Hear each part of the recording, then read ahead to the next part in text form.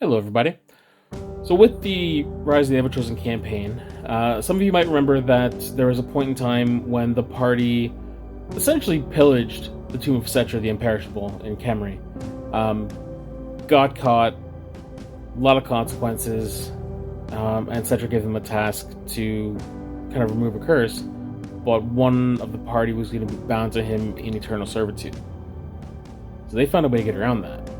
And one way you know that you're winning as a DM is when you hear that emotional break in a player's voice. This will only hurt if you resist.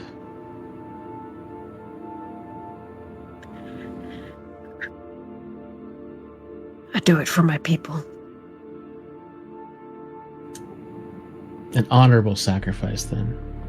I appreciate that. This world has long forgotten what honor was. He reaches a hand out, place it center of your chest. And it's not so much you see his eyes closed, because even that close, like, he doesn't really have eyes. It's just that energy for where his eyes would be dims, and it seems like he's focusing.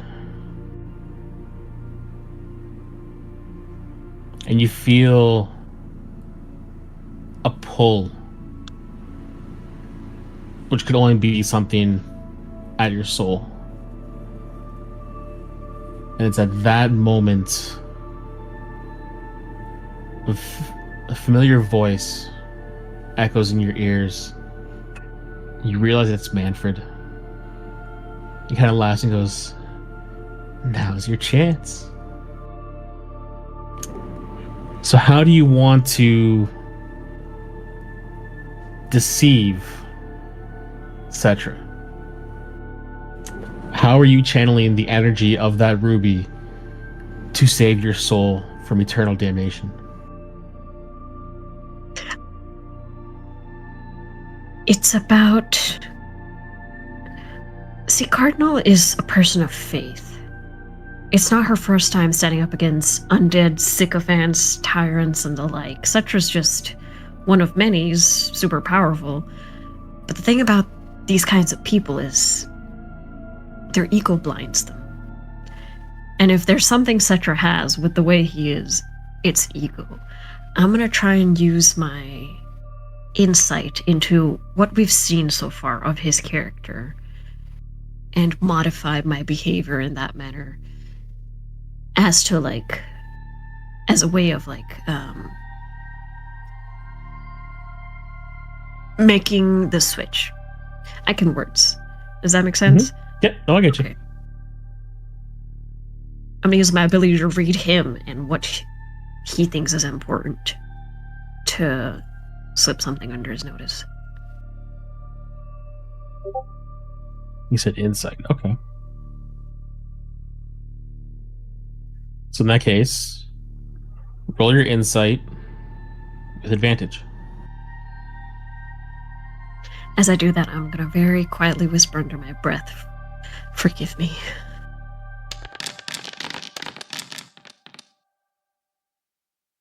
Fuck yeah! Let's go.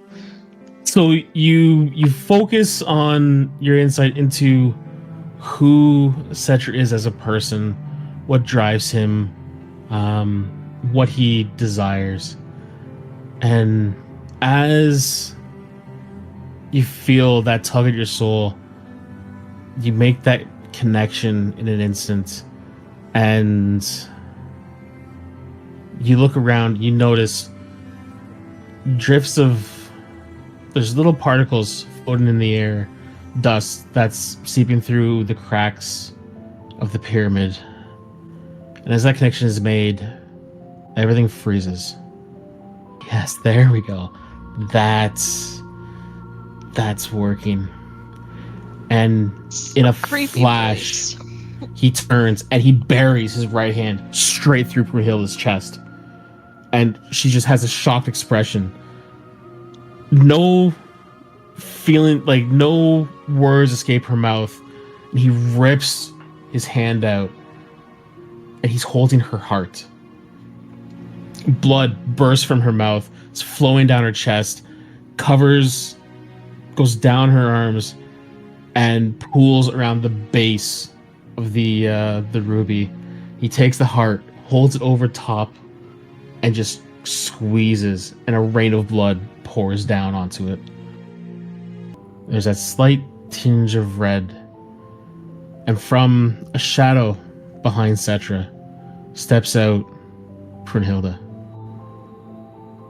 As you saw her in her last moments, blood covering her face, a gaping hole in her chest, she walks up to you and says, "Is this what it was for?"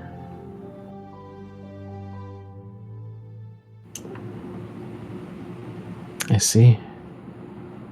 A soul for a soul.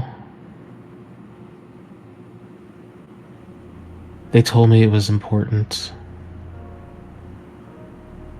and I gave it willingly. And she comes forward, turns, and she steps into your body, and you feel compelled to take a step back, and there is a perfect duplication of you in exactly that space. And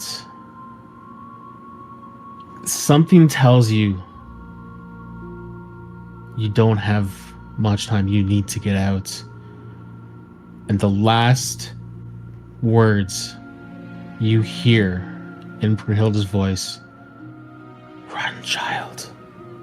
Run."